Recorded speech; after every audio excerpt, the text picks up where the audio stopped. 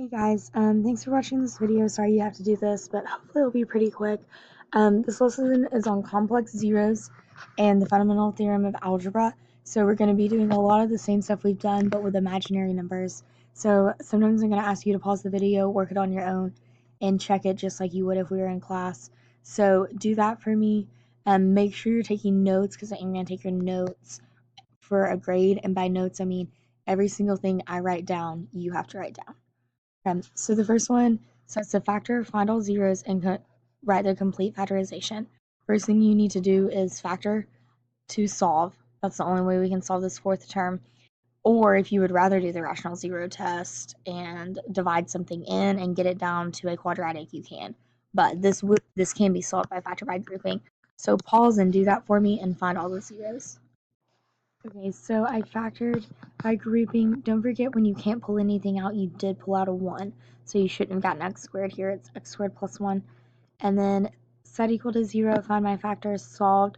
Don't forget when you take the square root of a negative, you still get plus or minus. So I have 3 zeros, plus or minus I, and 3. This was to the third degree, and so I should have 3 zeros. When you're finding all the zeros, you should find all of them. In the past, sometimes we haven't found all because we've only been doing real. But here we're doing complex and the rational, all of them. So you should get the number of your leading terms. Those are my zeros. The complete factorization is going to look like x minus 3. X, you're going to change signs here, but I have a positive I, so x minus I, and a negative I. And that's the complete factorization. Okay, so for example 2, we're doing the exact same thing. Except I have a cubic, but I don't have 4 terms, so I can't factor by grouping, can't do quadratic yet. Your only option here is to do synthetic division. So I graphed this on my calculator, and I see that it looks like a 0 is negative 2. So I'm going to synthetically divide negative 2 in. Don't forget to put your placeholder.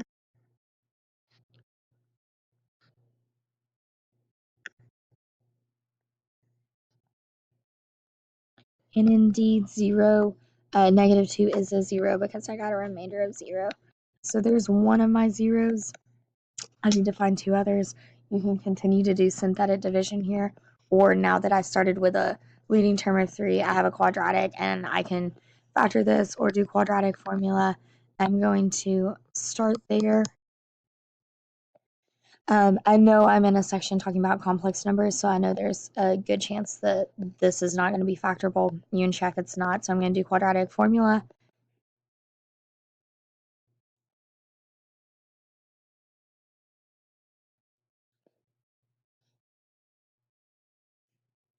Under my radical, I get 4 minus 8, which is a negative 4. And this is exactly like one we did in class the other day. And square root of negative 4 is plus or minus 2i. Divide by 2. Remember, you can't cancel just one number when you have addition or subtraction in the middle. You have to factor out of the numerator.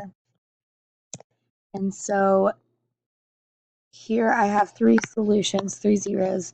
X equals negative 2, and then x equals 1 plus I, and x equals 1 minus I. Okay, that's nothing new. We've done the factorization looks a little bit different though.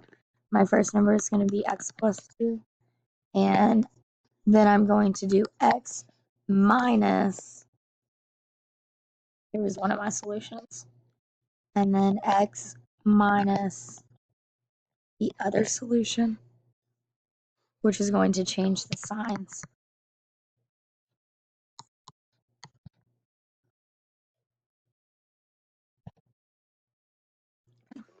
And that's the complete factorization. That's all you can do, and you're finished. Okay, so we have a new problem. It says the same thing, the complete factorization, and all 5 zeros, so don't forget you're going to have as many as the leading term. The only thing I can do here is factor out, and I would like for you to pause it and factor it out on your own. Okay, and hopefully you factored out a 3x, and it left you with x to the 4th plus 8x squared plus 16. We're going to have to keep going with this. Some of you might recognize that this is going to be a perfect square. So if you need to do that, I mean, if you can do that, that's totally fine. But so the 4th power, can't do quadratic or anything. So my option here, hopefully you know, is going to be u substitution. So I'm going to let u equal to x squared. I'm going to come back and just not forget about this and just work on what's in the parentheses right now. I'll get u squared plus 80 plus 16, and then I can factor that. X plus 4, and then remember, we're not, oh, I guess you can go ahead and solve, but we're just wanting the complete factorization, so you can plug back in here if you want. That would be, I'm sorry, when I factored that, I got u plus 4, u plus 4. Now I need to set back in that u is x squared, so my factorization would be x squared plus 4, x squared plus 4. Or you could, of course, write that as x squared plus 4 squared. I have two of them, and then I have this 3x. But this isn't completely factored because while this is prime as far as we consider factorization, it does have complex zeros, so I need to split that up. I'm going to set this equal to 0 and solve. Of course, I get that. Now, I have two of these, so don't forget that that means I'm going to have a multiplicity of 2 here.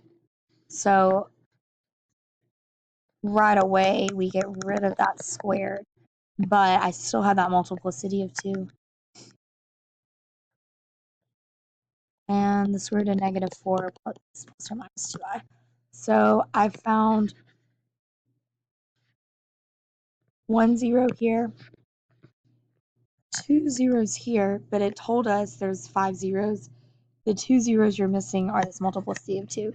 So if I were to list my zeros, which it doesn't ask us to do, but if I were to list them, I would have 0, 2i, 2i, negative 2i, and negative 2i. I have the plus or minus here, and it's a multiplicity of 2, so both of them are double roots. And that's where I get all 4 of my zeros. Now, if you wrote it this way, your factorization would be x minus 0, so x minus 2i, x minus 2i again, so I'm going to put squared, and then x plus 2i again, which will give you squared. So this is your complete factorization. If instead you had this 3x here, that's totally fine. Either one of those is perfectly acceptable, and that's your complete factorization, which is your final answer. Okay, different problem. Now we're working backwards. It says find a polynomial of degree 4, and it gives you the 4 zeros.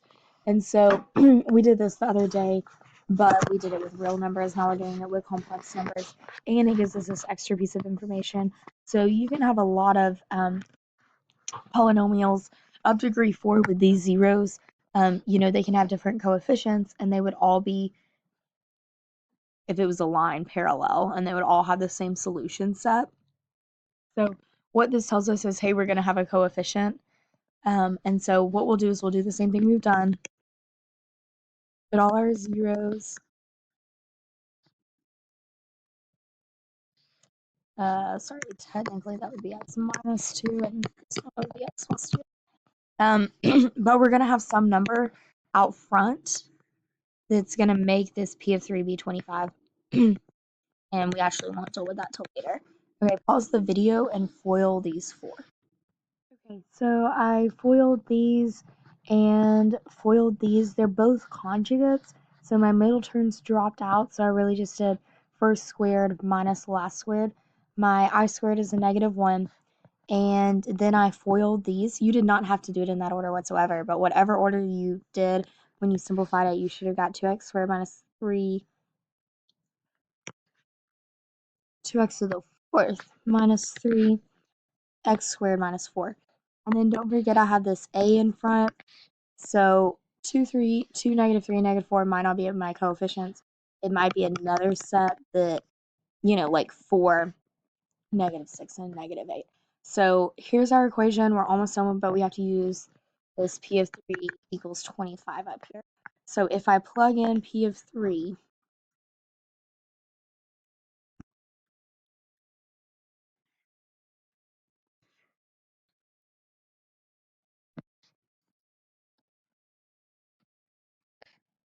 and simplify, then I should get 20. if you type that in your calculator, you should have gotten 50. So you get a times 50 or 50a equals 25. And divide both sides by 50. A is 25 over 50 or 1/2. So now we know our coefficient is 1/2. And so if I come back up here to my orange and purple equation,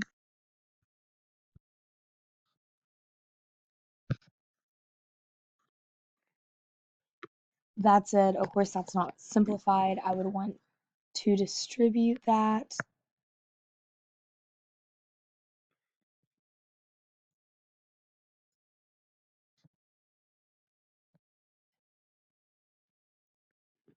And that would be my polynomial with the 4 zeros it gave us and such that p of 3 equals 20. And I'm guessing you caught my mistake. If I was in class, you would have told me about it. Way up here, x squared times x squared is x to the 4th. So I'm going to erase my 2's there. That's why you didn't get 50. Now that should be right. And then when I distribute my 1/2, I get a 1/2. Sorry for that. Okay, find all the zeros of the polynomial. Same thing again. Except I have 5 terms, so I can't factor by grouping. You're going to have to use the rational zero test. So I need you to graph this and then find zeros and synthetically divide and start the video back. Okay, so I looked at the graph and found that 2 is a 0, synthetically divided that and it worked. And then the only other thing it shows on your graph is what looks to be a negative 1/3. If you do your rational zero test, you'll see that's an option. I synthetically divided that, had a remainder of zeros, so I know that works. So I have 2 zeros, but I know there's 4 because it tells me and it's a leading power of 4. I'm down to a quadratic. You can try to keep synthetically dividing, but on your graph you don't have anything to synthetically divide. And so we know none of our other rational zero tests, zero answers are going to work. So I have this quadratic. We can solve. You can do your quote magic trick or t-chart this. I'm going to factor out a 3 first to make that easier. And now I can t-chart this and multiply to 2, add to 1. It doesn't work, but that's no surprise. We never going to need, or most likely going to have complex zeros, so use the quadratic formula.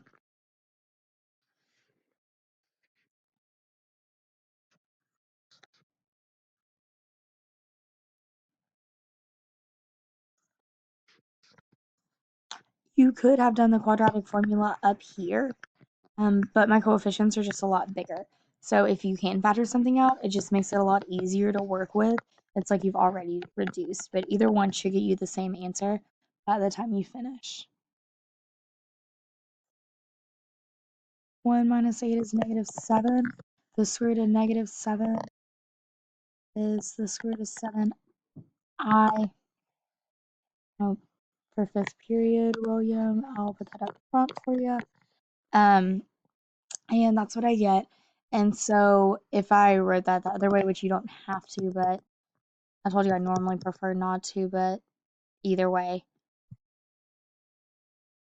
Okay, so either one of those answers, there's 2 of my answers, and then there was 3, and there was 4. So my final answers, because it doesn't ask for the factorization here, it just asks for all 4 zeros. 2, negative 1/3, and then negative 1 plus or minus I times the square root of 7 over 2. Of course, you can split that up. Awesome. Okay. I briefly mentioned this, I think, in one of my classes yesterday. Complex zeros, they come in conjugate pairs. So at the end of class yesterday, if I still have it, complex numbers in 5th period, we wrote this problem. Or something you got to it. But it was just solving a quadratic formula. Oh, great, I don't have answers. So the quadratic formula, it says show they come in complex conjugates. Well, look at the one we just worked. I have a negative 1 plus I squared to 7 over 2 and negative 1 minus I squared to 7 over 2. Remember when a conjugate is just changing the sign in front of the imaginary part? And so anytime you do quadratic formula, you're going to get, like, by the original formula, right? A plus or minus, and then the square root, which is where your imaginary number is going to lie. So every time you solve